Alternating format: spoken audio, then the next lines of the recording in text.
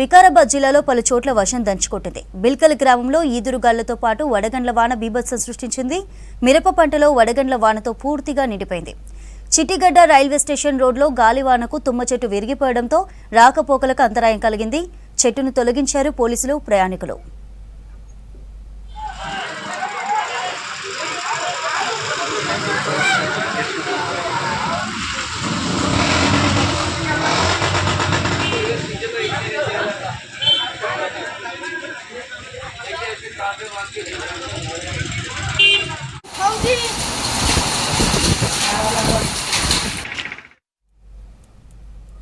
సిటీలో పలు అభివృద్ధి పనులకు ఆమోదం తెలిపామన్నారు కొత్తగా ఎన్నికైన జీహెచ్ఎంసీ స్టాండింగ్ కమిటీ సభ్యులు. హైదరాబాద్ జీహెచ్ఎంసీ హెడ్ ఆఫీస్లో మేయర్ అధ్యక్షతన స్టాండింగ్ కమిటీ భేటీ అయింది. మొత్తంగా 15 అంశాలపై చర్చించామన్నారు. రాష్ట్ర బడ్జెట్లో నగర అభివృద్ధికి భారీగా నిధులు కేటాయించిన సీఎంకు స్టాండింగ్ కమిటీ ధన్యవాదాలు తెలిపింది.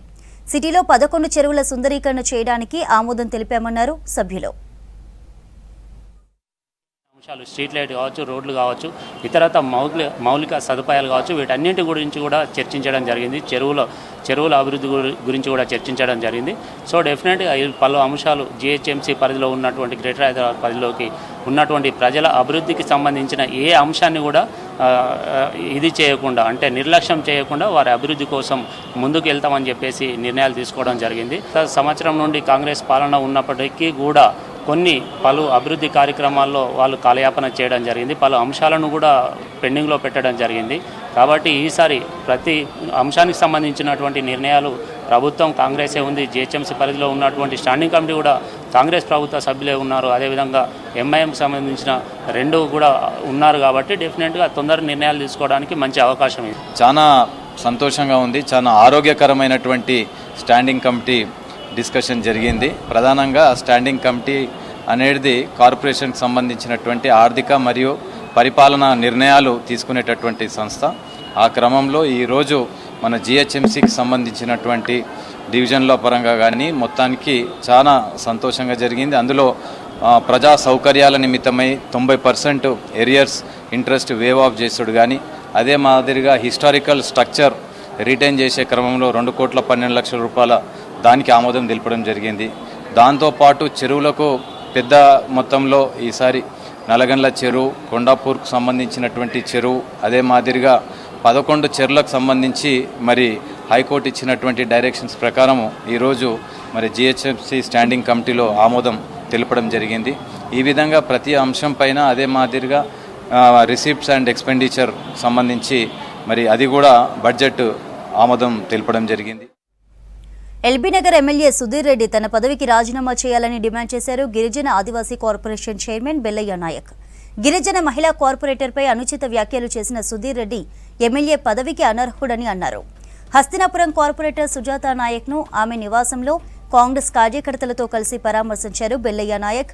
మహిళలను అగౌరవపరిచే విధంగా మాట్లాడడం సుధీర్ రెడ్డికి సరికాదన్నారు. త్వరలోనే నేషనల్ ఎస్టీ కమిషన్ను కలిసి ఎమ్మెల్యే సుధీర్ రెడ్డిపై ఫిర్యాదు చేస్తామన్నారు బెల్లయ్య నాయక్.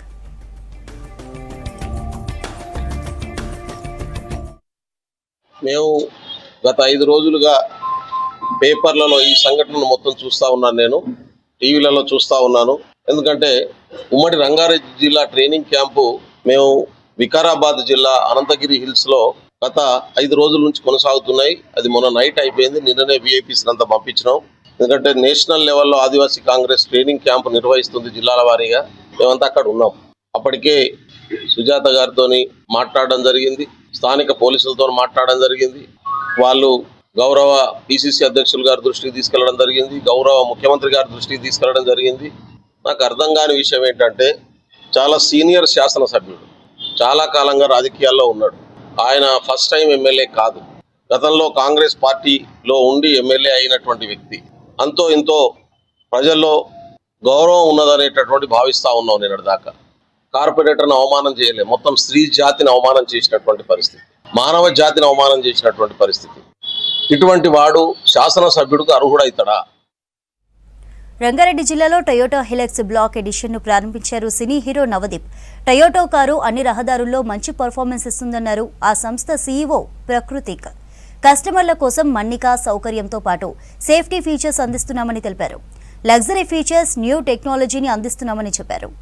ఆఫ్ రోడ్లో కూడా డ్రైవ్ చేయడానికి టొయోటా హీలక్స్ను రూపొందించామని తెలిపారు ఆ సంస్థ ప్రతినిధులు.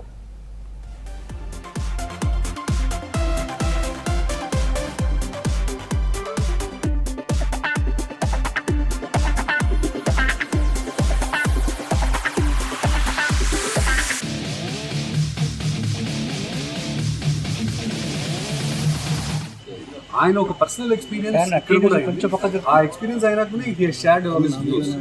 సో దాన్ని బట్టి మిమ్మల్ని అందరూ కూడా ఎక్స్పీరియన్స్ చేయమని కోరుకుంటున్నాము. ఒకసారి మీరు ఎక్స్పీరియన్స్ చేస్తే మీకు కూడా తెలుస్తుంది ఏముంది ఆ వెహికల్, ఎంత బాగుంటుంది ఆ వెహికల్ అనేది ఎక్స్పీరియన్స్ చేసి. ఈ కాస్ట్ వచ్చి దాదాపు మనకి 37.9 lakhs వస్తుంది. One of the best vehicles in this segment అనేది. దీంట్లో ఏంటంటే బ్లాక్ ఎడిషన్ వచ్చేసి కంప్లీట్ నలుపు రంగులో ఉంటుంది. అన్ని ఫీచర్స్, ఇంటీరియర్స్, ఎవ్రీథింగ్ వచ్చేసి బ్లాక్ కలర్లోనే ఉంటుంది. మీకు చూసేందుకు కూడా వెరీ అట్రాక్టివ్గా ఉంటుంది. అండ్ నార్మల్గా చూస్తే ఇప్పుడు బ్లాక్ ఎడిషన్ వచ్చేసి చాలా ఫేమస్గా మూవ్ అవుతున్న వెహికల్ అనమాట. సో అందుకని బ్లాక్ థీమ్లో టొయోటా వారు కొత్తగా లాంచ్ చేశారు. ఆల్మోస్ట్ 20 years 15 years నుంచి టొయోటా వాళ్ళు వాడుతున్నారు. పర్సనల్గా అంటే కొన్నిసార్లు సెకండ్ కార్గా ఉంటుంది, కొన్నిసార్లు ఫస్ట్ కార్గా. ఎప్పుడు అడవికి వెళ్ళాలన్నా, ఎప్పుడు కొండెక్కాలన్నా, ఎప్పుడు బీచ్లో డ్రైవ్ చేయాలన్నా, అంటే బేసికలీ రోడ్డు లేని ప్లేస్కి వెళ్ళిన అలాంటి వాడికి టొయోటాని మించిన బ్రాండ్ లేదు. అది కూడా ఆగదు వాడిని. ఈవెన్ మా సినిమా షూటింగ్లో కూడా 3 లక్షలు 4 లక్షల కిలోమీటర్లు తిరిగిన తర్వాత కూడా ఇన్నోవాలు చాలా బ్యూటీగా ఉంటుంది. మా వాళ్ళు మెయింటెనెన్స్ బాగా చేస్తారు, ఆ బండి కూడా ఆగదు. సో ఐ థింక్ ఇండియన్ మార్కెట్కి మనకి అంటే ఇప్పుడు రోడ్లు మనకి చాలా హైవేలు, మంచి మంచి రోడ్లు వచ్చినాయి. But some interiors we still have to get there. So ఒక అండ్ ప్లస్ మనకి డిస్టెన్స్ కూడా చాలా ఎక్కువ. సో మన కండిషన్స్కి, మన యూసేజ్కి I think Toyota is one of the best brands ఇండియాలో. వాళ్ళు చాలా I mean very trustworthy. So here today ఈరోజు బ్లాక్ ఎక్స్పీరియన్స్ అండ్ ఆల్సో ఇది ఒక ఎక్స్పీరియన్స్ లాగా పెట్టారు. ఆఫ్ రోడింగ్ ప్లాట్ఫామ్ స్పోర్ట్స్ గైడ్స్తో, ఎక్స్పర్ట్స్తో కొత్త వాళ్ళకి కానీ ఇంటర్మీడియట్ బిగినర్ ఆల్ స్టేజెస్ వాళ్ళకి ఒక చిన్న off road experience, extreme off road experience ఇస్తుంది. So I think it's a great event to be a part of. వీకెండ్లో యూత్కి ఒక మెసేజ్ ఇచ్చారు, బార్లకు వెళ్ళకుండా. అవును, బార్లకు వెళ్ళకండి కాకుండా జనరల్గా ఐ థింక్ ఇప్పుడు బాగా అవుట్డోర్ స్పోర్ట్స్ యాక్టివిటీస్ బాగా ఇంట్రెస్ట్ పెరిగింది. ఇంతకుముందు ఎక్కువ ఉండేది. ప్లస్ ఆల్సో కోవిడ్ ముందు హాలిడేస్ అంటే ఇంకో పెద్ద సిటీకి వెళ్దాం, లేదంటే ఇంకేదన్నా చూద్దాం అనే దగ్గర నుంచి మనుషుల నుంచి దూరంగా అడవుల్లో, లేదంటే ఒక చిన్న ఫార్మ్స్ కానివ్వండి, అవుట్ ఆఫ్ సిటీస్ కానివ్వండి, మన దగ్గర ఉన్న ఇప్పుడు మనకి సౌత్లో నీలగిరీస్ ఉన్నాయి. బీసీ రిజర్వేషన్ బిల్లు ఆమోదం కోసం కేంద్ర ప్రభుత్వంపై సీఎం రేవంత్ ఒత్తిడి తేవాలన్నారు ఎంపీ ఆర్ కృష్ణయ్య. బీసీలకు 42% రిజర్వేషన్లు కల్పిస్తూ అసెంబ్లీలో బిల్లు పెట్టి ఆమోదింపచేసిన కాంగ్రెస్ ప్రభుత్వానికి కృతజ్ఞతలు తెలిపారు. బీసీ బిల్లును పార్లమెంట్లో ప్రవేశపెట్టి 9వ షెడ్యూల్లో పొందుపరిస్తే తప్ప న్యాయపరమైన ఇబ్బందులుండవన్నారు. బీసీ బిల్లు పాస్ అయ్యేంత వరకు సీఎం రేవంత్ కృషి చేయాలని కోరారు ఎంపీ ఆర్ కృష్ణయ్య.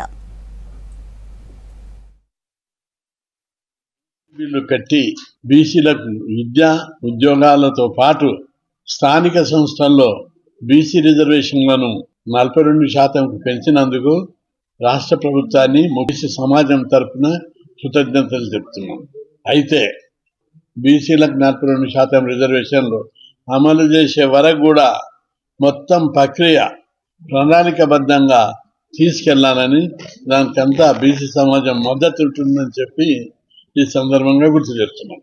ఇదే సందర్భంలో కేంద్రంలో ఉన్న బీజేపీ ప్రభుత్వం మీద పార్లమెంట్లో బీసీ బిల్లు పెట్టి అక్కడ రాజ్యాంగంలోని 9వ షెడ్యూల్లో పెట్టాలని మేము పూర్తి మద్దతు ఇస్తామని చెప్పి ప్రకటించాం. కాబట్టి పార్టీ స్టాండు బీసీలకు అనుకూలంగానే ఉంటుంది.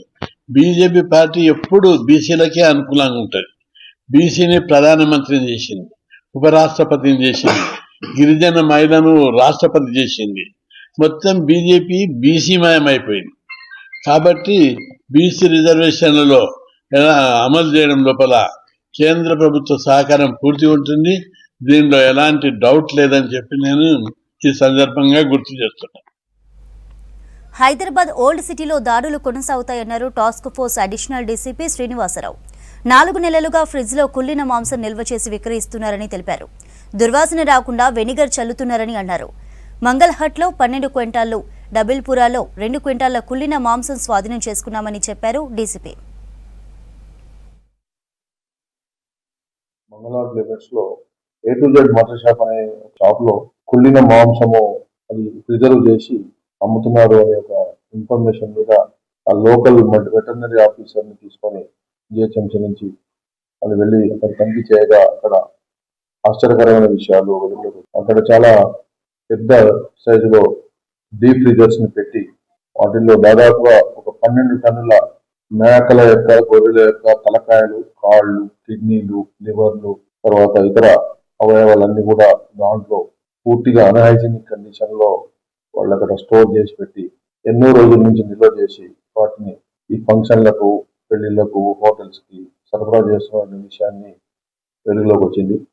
అయితే ఈ విషయమై అతన్ని విచారించగా ఇంత పెద్ద మొత్తంలో మీకు ఇవన్నీ కూడా మీరు ఎలా సేకరించగలుగుతున్నారు, ఎక్కడి నుంచి చేయగలుగుతున్నారు అనే విషయాన్ని మనం విచారించినప్పుడు ఈ పూర్తిగా నార్త్ ఇండియా నుంచి ఈ యొక్క మేక తలలు, కాళ్ళు, తర్వాత అవయవాలన్నీ కూడా అక్కడి నుంచి అక్కడ సేకరించి ఇక్కడికి తీసుకొచ్చి ఇక్కడ వీటిని డీప్ ఫ్రీజ్ లో నిల్వ చేసి ఇక్కడ వెళ్ళేటటువంటి ఫ్యాట్ వెడ్డింగ్స్ లలో కానీ పెద్ద పెద్ద హోటల్స్ లో కానీ బల్క్ ఈ సప్లైస్ చేస్తూ వీళ్ళు లాభాలు ఆర్జిస్తున్నట్టుగా హైదరాబాద్ బాగ్లింగంపల్లిలోని అంబేద్కర్ విద్యా సంస్థల్లో ఆర్టిఫిషియల్ ఇంటెలిజెన్స్ పై రెండో రోజు నేషనల్ సెమినార్ ఘనంగా నిర్వహించారు.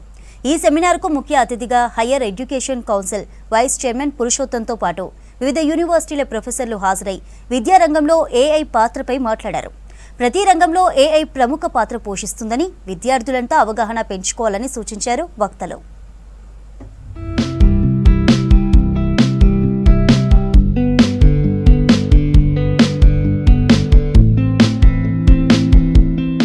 టెక్నాలజీని ఎంతవరకు ఎక్కడ ఉపయోగించాలో విద్యార్థులకు తెలిసి ఉండాలన్నారు Telangana higher education council vice chairman Purushottam. Practical knowledge ఉండాలన్నారు. విద్యార్థులకు సర్టిఫికేట్స్ ఉంటున్నాయి కానీ సరైన చదువు ఉండడం లేదన్నారు. వచ్చే విద్యా సంవత్సరంలో 50% ఇంటర్న్షిప్, 50% అకాడమిక్స్ ఉండేలా చేస్తామన్నారు. ప్రతి ఒక్కరిలో లక్ష్యంతో పాటు సాధించాలనే పట్టుదల ఉండాలని విద్యార్థులకు సూచించారు. తాను కూడా అంబేద్కర్ విద్యా సంస్థల్లో చదువుకున్నానని గుర్తు చేసుకున్నారు Purushottam. It is useful the society. You are very known about this presently students because you are the guru to me as such kind of this subject.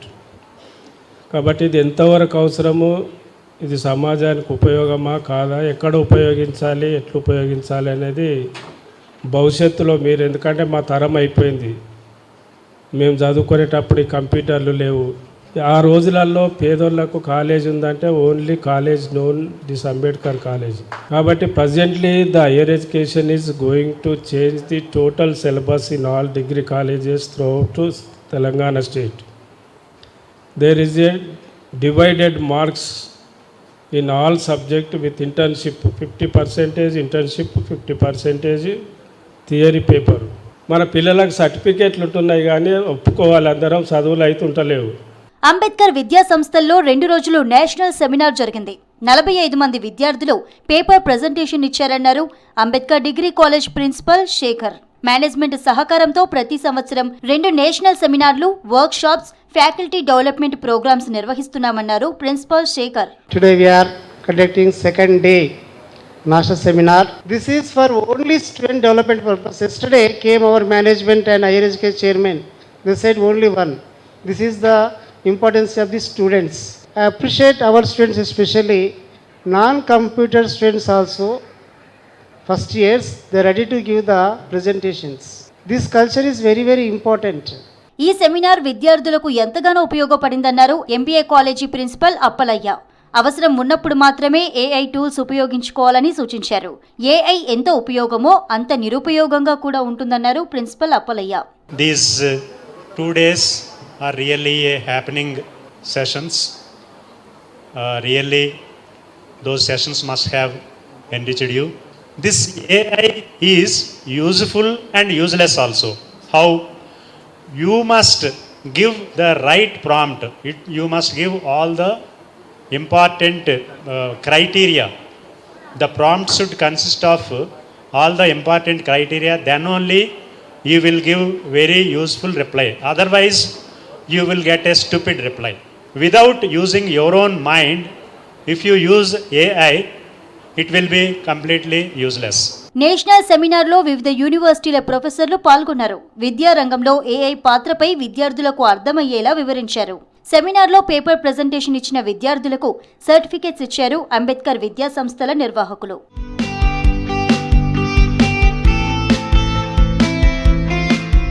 GHMC ప్రధాన ఆదాయ వనరు అయిన ఆస్తి పన్ను వసూలుపై స్పెషల్ ఫోకస్ పెట్టింది బల్దియా. ఈ ఆర్థిక సంవత్సరానికి 2000 కోట్ల టార్గెట్ పెట్టుకున్న అధికారులు ఇప్పటి వరకు 1600 కోట్ల రూపాయలు వసూలు చేశారు. ఏళ్ల నుంచి పెండింగ్లో ఉన్న ఆస్తి పన్నుల వసూళ్ల కోసం ఇప్పటికే వడ్డీపై 90% రాయితీ ప్రకటించింది జీహెచ్ఎంసీ. కమర్షియల్ ఆస్తుల ట్యాక్స్ కూడా కట్టాలని వ్యాపారులకు సూచించారు అధికారులు. ఈ ఆర్థిక సంవత్సరం ముగిసే వరకు మరో 400 కోట్ల రూపాయలు వసూలు చేసే పనిలో నిమగ్నమయ్యారు ఆఫీసర్స్.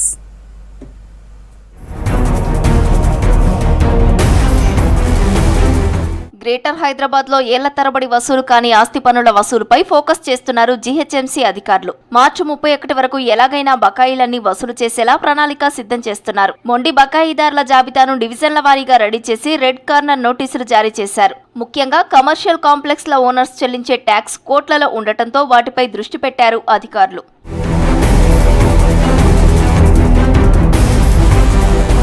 ఈ ఆర్థిక సంవత్సరం ముగిసేసరికి 2000 కోట్ల ఆస్తి పన్నులు వసూలు చేయాలని టార్గెట్ పెట్టుకున్నారు జీహెచ్ఎంసీ అధికారులు. పెండింగ్ లో ఉన్న ట్యాక్స్ వసూలు కోసం వడ్డీపై 90% రాయితీ కూడా ప్రకటించింది. ఈ నెలాఖరు వరకు ఈ ఆఫర్ వర్తించనుంది. బంజారాహిల్స్ తాజ్ బంజారా హోటల్ 2 ఏళ్లుగా 1,46 లక్షల ప్రాపర్టీ ట్యాక్స్ చెల్లించకపోవడంతో సీజ్ చేశారు. దీంతో దిగివచ్చిన తాజ్ బంజారా నిర్వాహకులు 2 రోజుల గడువు కోరి పూర్తి పన్ను చెల్లించారు.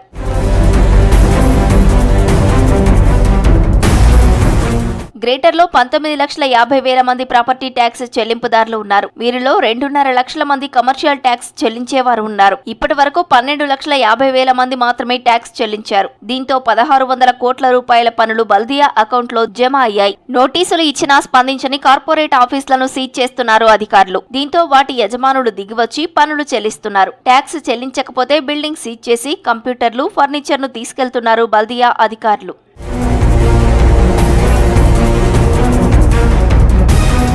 బంజారాహిల్స్ రోడ్ నెంబర్ 1లో ఉన్న రోక్సానా బిల్డింగ్ కు నోటీసులు ఇచ్చిన అధికారులు రిప్లై రాకపోవడంతో సీజ్ చేయడానికి వెళ్లారు. ఈ బిల్డింగ్ లో హెచ్డిఎఫ్సి కార్పొరేట్ ఆఫీస్ నిర్వహిస్తున్నారు. ట్యాక్స్ చెల్లించకుంటే సీజ్ చేస్తామని హెచ్చరించడంతో పూర్తి పన్ను చెల్లించారు నిర్వాహకులు. మరోవైపు కాచిగూడలోని ప్రతిమా హాస్పిటల్ నిర్వాహకులు కూడా ట్యాక్స్ చెల్లించకపోవడంతో సీజ్ చేశారు అధికారులు. కంప్యూటర్లు, ఫర్నిచర్ తీసుకెళ్లడానికి ప్రయత్నించడంతో 37 లక్షల రూపాయల ట్యాక్స్ కట్టారు హాస్పిటల్ నిర్వాహకులు. ఇలా బల్దియాకు ఏళ్ల తరబడి పన్నులు చెల్లించకుండా ఉన్న బకాయిదారులపై కఠినంగా వ్యవహరిస్తున్నారు అధికారులు.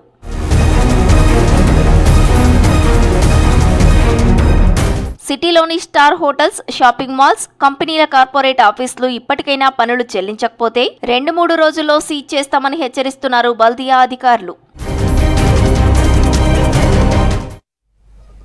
రానున్న రోజుల్లో నీటి భద్రతకు వాటర్ షెడ్ విధానమే పరిష్కారమన్నారు మర్రి శశిధర్ రెడ్డి. రంగారెడ్డి జిల్లాలోని ప్రొఫెసర్ జయశంకర్ తెలంగాణ వ్యవసాయ విశ్వవిద్యాలయంలో ప్రపంచ జల దినోత్సవం సందర్భంగా వాటర్ షెడ్ ప్రాజెక్టులపై జాతీయ సదస్సు నిర్వహించారు. జల నిపుణుడు హనుమంతరావు ప్రవేశపెట్టిన చతుర్విధ జల ప్రక్రియ అత్యుత్తమమైనదన్నారు. ఈ ప్రక్రియను 2001 సంవత్సరంలో గొట్టిగారిపల్లిలో విజయవంతంగా అమలు చేశారని తెలిపారు Marri Shashidhar Reddy.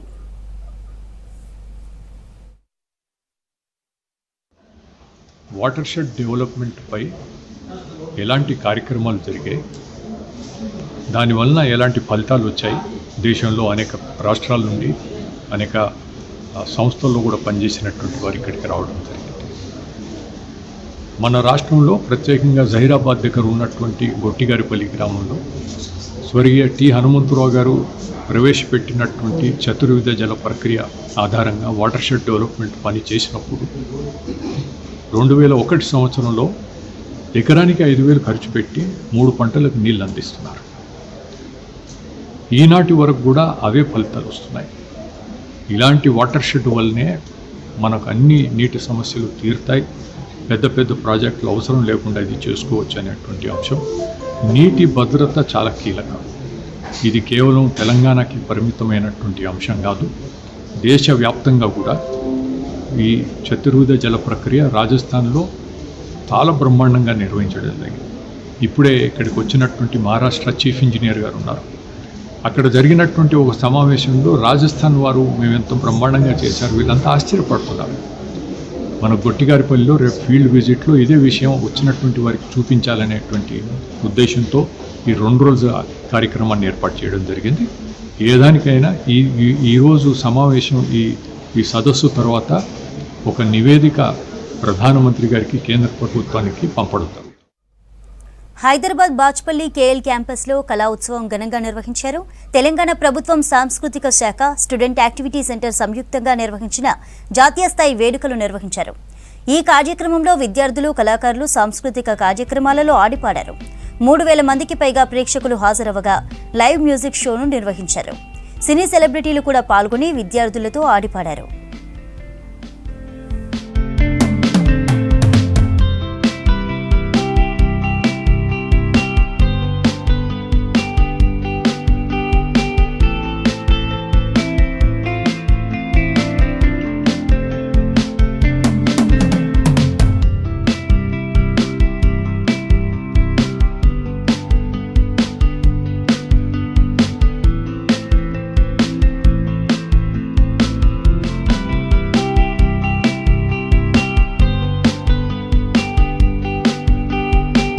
Miss world competition 72వ ఎడిషన్కు Telangana ఆతిథ్యం ఇస్తోంది. ప్రపంచమంతా ఇటువైపు చూసే వరల్డ్ క్లాస్ ఈవెంట్ ఇదే. తెలంగాణ జరూర్ ఆహ్నా అంటూ మే 7 నుంచి 31వ తేదీ వరకు అందాల పోటీలు జరగనున్నాయి. అయితే ఈ కాంపిటీషన్స్ ఎక్కడెక్కడ జరుగుతున్నాయి, ఇందులో ఏ ఈవెంట్స్ నిర్వహిస్తారు? Let's watch the story.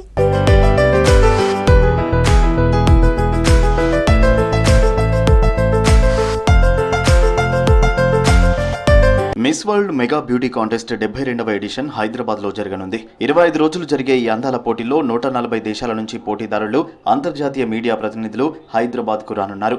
ఇందుకోసం రాష్ట్ర ప్రభుత్వం భారీ ఏర్పాట్లు చేస్తోంది. విదేశీ అతిథులకు ఎలాంటి లోటు రాకుండా జాగ్రత్తలు తీసుకుంటుంది.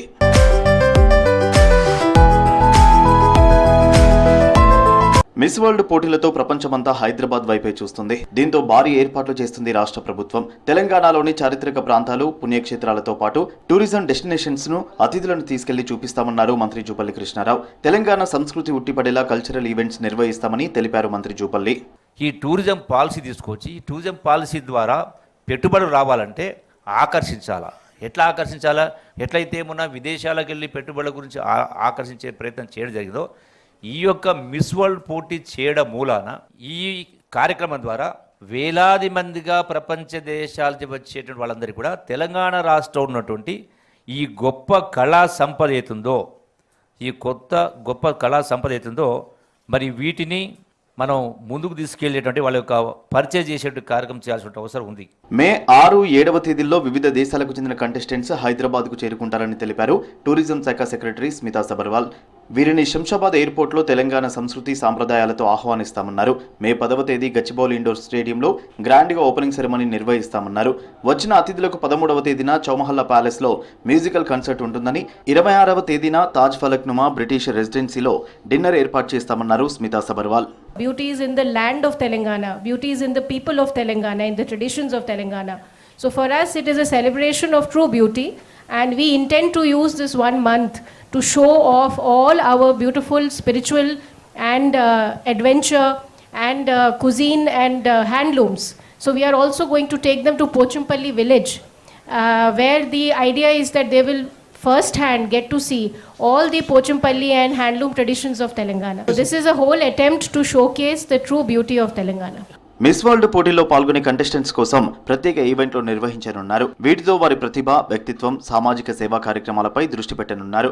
టాలెంట్ రౌండ్ ద్వారా డాన్స్, సంగీతం, యాక్టింగ్ తో పాటు ఇతర అంశాలలో పోటీ ఉండనుంది. ఇక బ్యూటీ విత్ పర్పస్ రౌండ్ లో సామాజిక సేవా ప్రాజెక్టులను రూపొందించి అమలు చేసి వాటి ఫలితాలను ప్రదర్శిస్తారు. ఈ విభాగం ద్వారా వారి సామాజిక బాధ్యతను, సమాజంపై ప్రభావాన్ని అంచనా వేస్తారు. దీంతో పాటు మల్టీమీడియా అవార్డ్ రౌండ్ ఉంటుంది. ఇందులో కంటెస్టెంట్లు సోషల్ మీడియా, ఇతర మాధ్యమాలతో తమ ప్రయాణాన్ని, ప్రాజెక్టులను, అనుభవాలను పంచుకుంటారు కంటెస్టెంట్స్.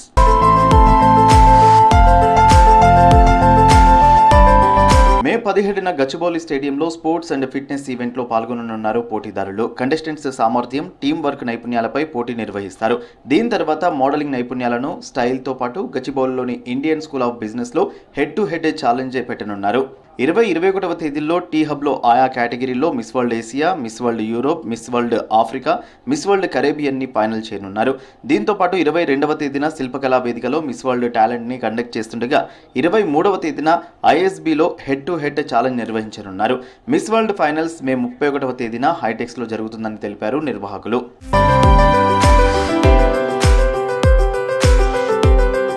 ఈ ఈవెంట్లతో కంటెస్టెంట్ల వ్యక్తిత్వం, ప్రతిభ, సామాజిక బాధ్యతను అంచనా వేసి ఫైనల్ విన్నర్ని అనౌన్స్ చేస్తారు నిర్వాహకులు. ఎండలు మండిపోవడంతో వేడికి పబ్లిక్ బయటకు రావాలంటేనే జంకుతున్నారు. ఎండ ప్రభావం మనుషులతో పాటు పెంపుడు జంతువులను కూడా తీవ్రంగా ఇబ్బంది పెడుతోంది. పెట్స్కి కూడా ఈ హీట్ వేవ్ ప్రభావం ఎక్కువగానే ఉంది. సరైన జాగ్రత్తలు తీసుకోకపోతే అనేక ఆరోగ్య సమస్యలు వస్తాయంటున్నారు డాక్టర్లు.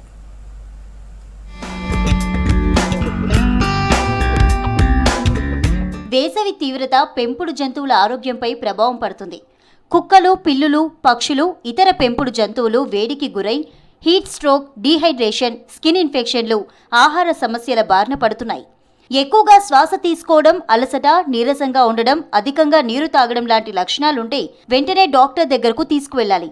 డీహైడ్రేషన్ సమస్య రాకుండా తరచుగా నీరిచ్చి చల్లటి ప్రదేశంలో ఉంచడం చాలా అవసరమని సూచిస్తున్నారు డాక్టర్లు.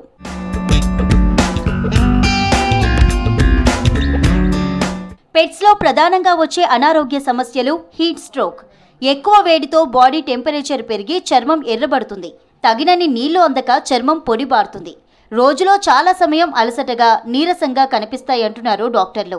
కలుషిత నీరు తాగడం, బహిరంగ ప్రదేశాల్లో ఆహారాన్ని తినడంతో ఫుడ్ పాయిజన్ అయ్యే అవకాశం కూడా ఎక్కువగా ఉందంటున్నారు.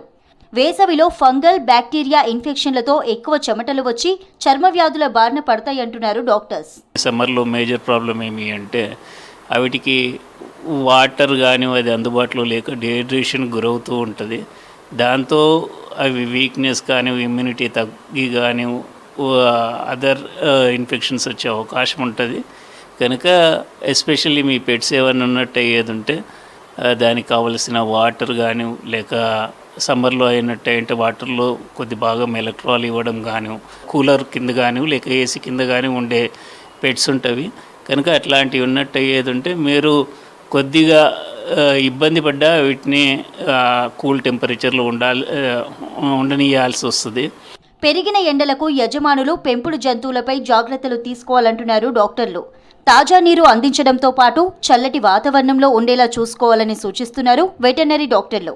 సమయానికి తేలికపాటి ఆహారం ఇవ్వాలన్నారు. మధ్యాహ్నం సమయంలో పెట్స్ని వాకింగ్కు తీసుకొని వెళ్ళొద్దంటున్నారు డాక్టర్లు.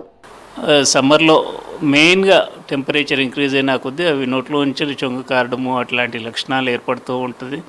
అట్లాంటిది ఉన్నట్టు ఖచ్చితంగా దానికి ఒక ఫ్రెష్ వాటర్ ఎక్కువ అంటే క్వాంటిటీలో ఇవ్వడం జరుగుతూ ఉంటుంది. ఎస్పెషల్లీ ఇన్ క్యాట్స్ చూసినట్టు అవన్నీ డ్రై ఫుడ్స్ తింటూ ఉంటుంది.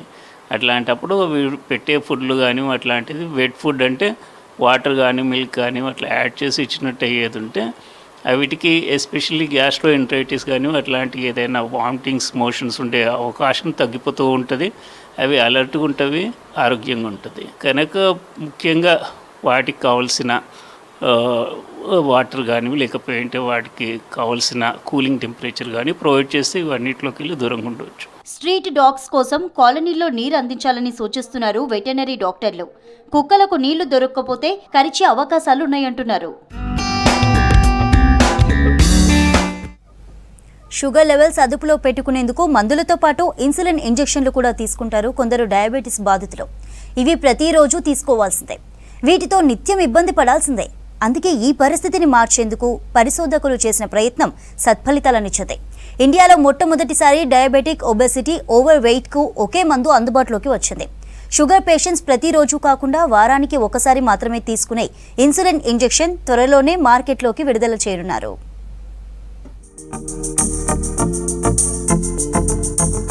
నిత్యం ఇన్సులిన్ ఇంజెక్షన్లతో షుగర్ బాధితులు పడుతున్న అవస్థలకు ఫుల్ స్టాప్ పడ్డట్లే. షుగర్ పేషెంట్స్కు, ఒబెసిటీ, వెయిట్ లాస్కు కలిపి ఒకే మెడిసిన్ అందుబాటులోకి వచ్చింది. వారానికోసారి మాత్రమే తీసుకునేలా మౌంజారో అనే కొత్త రకం ఇన్సులిన్ ఇంజెక్షన్ను కనుగొన్నారు సైంటిస్టులు. రీసెంట్గా ఇండియాలో ఈ కొత్త ఇంజెక్షన్కు అనుమతులొచ్చాయి. దేశంలో 100 మందిలో 20 మందికి డయాబెటీస్ వస్తోందంటున్నారు డాక్టర్స్.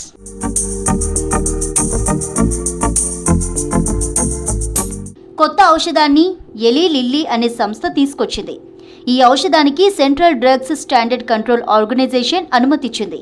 ఈ ఇంజెక్షన్ రక్తంలో చక్కెరను, వెయిట్ లాస్, జీవక్రియ నియంత్రించేందుకు తోడ్పడి బరువు తగ్గడానికి, డయాబెటీస్ను అదుపులో ఉంచడానికి సహాయపడుతుంది. అయితే డాక్టర్ల సలహాలతో ఈ ఇంజెక్షన్ తీసుకోవాలంటున్నారు. ఈ మెడిసిన్ వారానికి ఒక్కసారి వేసుకోగలిగే మెడిసిన్ జస్ట్ 2 రోజుల క్రితమే మార్చి 20 తారీఖున CDSCO అంటే మన డ్రగ్ అండ్ కంట్రోల్ ఆర్గనైజేషన్ మన ఇండియన్ గవర్నమెంట్ నుంచి రిలీజ్ అవ్వటం జరిగింది. ఈ డ్రగ్ పేరు మోంజారో టెర్జెపిటైడ్, TERZEPATIDE. ఈ డ్రగ్ టెర్జెపిటైడ్ అంటారు. దాని కెమికల్ అది GLP-1 agonist and GIP agonist కూడా అనమాట. అంటే డ్యువల్ ఇన్క్రెటిన్ ఫార్ములాతో తయారైన ఒక ప్రత్యేక ఫార్ములా ఇది. ఈ మెడిసిన్ వీక్లీ వన్స్, వారానికి ఒక్కసారి ఇంజెక్ట్ చేసుకుని, అంటే చిన్న నీడిల్తో వాయిల్లోంచి ఆ పదార్థాన్ని ఇంజెక్ట్ చేసుకుంటే ఈ పర్టికులర్ మెడిసిన్తో మనకి weight loss and sugar control 2 అవుతాయి. డాక్టర్ సజెషన్ మేరకే వాడాలి. ఇది పర్టికులర్గా రిజిస్టర్డ్ ప్రాక్టీషనర్స్, మోస్ట్ లైక్లీ ఎండోక్రైనాలజిస్టులు or senior physicians and senior diabetologist who have a good idea about this medicine మాత్రమే వాళ్ళు ప్రిస్క్రైబ్ చేయాలి. అయితే ఈ మెడిసిన్ వల్ల సైడ్ ఎఫెక్ట్స్ కూడా ఉంటాయన్నారు డాక్టర్లు. క్యాన్సర్, థైరాయిడ్, బ్రాంకియాసిస్ రోగులు ఈ మెడిసిన్ వాడకూడదని సూచిస్తున్నారు. 18 ఏళ్లు దాటిన డయాబెటీస్, ఒబేసిటీ ఉన్నవారు మాత్రమే ఉపయోగించాలంటున్నారు. అయితే మౌంజారో మెడిసిన్ వాడితే మొదటి నెలలోనే 3 నుంచి 5 కేజీల బరువు తగ్గుతారన్నారు. కానీ మెడిసిన్ మధ్యలో ఆపేస్తే ఒబేసిటీ పెరిగే ఛాన్స్ ఉందంటున్నారు డాక్టర్లు. ఎందుకంటే ఈ మెడిసిన్కి కొన్ని సైడ్ ఎఫెక్ట్స్, కొన్ని కాంప్లికేషన్స్, కొన్ని కాషన్స్ ఉన్నాయి. అవి జాగ్రత్త తీసుకోవాలి. ప్లస్ ఈ మెడిసిన్కి కొన్ని day to day side effects, అంటే గ్యాస్ట్రో సైడ్ ఎఫెక్ట్స్, కడుపు ఉబ్బరము, ఫుల్నెస్, నాజియా, వికారము, వాంతి అయ్యేలాగా ఉండటం, కడుపు నిండిపోయినట్టు ఉండటము, కడుపు నొప్పి రావటము, గ్యాస్ ఫామ్ అవ్వటము, ఎసిడిటీ లాగా రావటము, కాన్స్టిపేషన్ అంటే మలబద్ధకము, విరోచనాలు కూడా అయ్యి దీనికి చాలా డీహైడ్రేషన్ అంతవరకు కూడా వెళ్ళే అలాంటి అవకాశాలు కూడా ఉండొచ్చు. ఈ medicine FDA approved only for 18 years and above. చిన్న పిల్లల్లో చైల్డ్హుడ్ ఒబేసిటీలో ఇంకా అప్రూవ్ అవ్వలేదు. సో చైల్డ్హుడ్ ఒబేసిటీకి మనం ఈ మెడిసిన్ వాడటానికి లేదు. బట్ 18 years and above మనం ఈ మెడిసిన్ తీసుకోవచ్చు. ఈ మెడిసిన్ ప్రెగ్నెన్సీలో కూడా అలౌడ్ కాదు. భారత్లో డయాబెటీస్ తగ్గించడానికి లైఫ్ స్టైల్ మార్చుకోవాలని సూచిస్తున్నారు డాక్టర్లు. చేసే పనిని బట్టి కార్బోహైడ్రేట్ను తగ్గించి వ్యాయామం చేయాలంటున్నారు. చిన్నతనంలో జంక్ ఫుడ్ ఎక్కువగా తినడంతో ఊబకాయం పెరిగిపోతుందంటున్నారు. చక్కెర, ఉప్పును తగ్గించుకున్నప్పుడే ఒబేసిటీ, డయాబెటీస్ను కంట్రోల్ చేయవచ్చంటున్నారు డాక్టర్లు. ఇట్లాంటి మెడిసిన్స్ వాడినంతకాలం మంచి వెయిట్ లాస్ ఉంటుంది. About 3 to 4.5 kg weight loss first మంత్లోనే ఉండొచ్చు. అండ్ మ్యాక్సిమం 21 kgs 72 weeksలో వాళ్ళు చేసిన పివటల్ క్లినికల్ ట్రయల్స్లో చూశారు. సో మంచి వెయిట్ లాస్ ఉంటుంది. కానీ ఈ మెడిసిన్ ఆపేసినప్పుడు కొంత వెయిట్ గెయిన్ మళ్ళీ ఉండొచ్చు. అందుకనే ఇవి లాంగ్ రన్లో వాడొచ్చా అంటే ఎస్, లాంగ్ రన్లో వాడచ్చు కూడా. కానీ వీటికంటే కూడా ఎక్కువగా మన లైఫ్ స్టైల్ మార్చుకునే అంత డిసిప్లిను, ఆ ఎడ్యుకేషను, ఆ పర్టికులర్ డైటు, మనకు సూటబుల్ ఎక్సర్సైజు, మన టైంకి పడుకోవటము, మన డే టు డే స్ట్రెస్ని మేనేజ్ చేసుకోగలిగే విధానాలపైనే మేము ఎక్కువ ప్రాధాన్యత ఇస్తూ ఈ మంచి మందులు కూడా రిలీజ్ అయిన ఇన్ఫర్మేషన్ మీకు చేరదీస్తున్నాం. మరో 2 నెలల్లో మౌంజారో డయాబెటిక్ ఇంజెక్షన్ను భారత్లోకి తీసుకురానున్నారు. ఇప్పటికే అమెరికా లాంటి దేశాల్లో వినియోగిస్తున్నారని తెలిపారు డాక్టర్లు. అయితే సామాన్యులకు అందుబాటు ధరల్లోకి రావడానికి మరికొన్ని రోజులు పడుతుందంటున్నారు.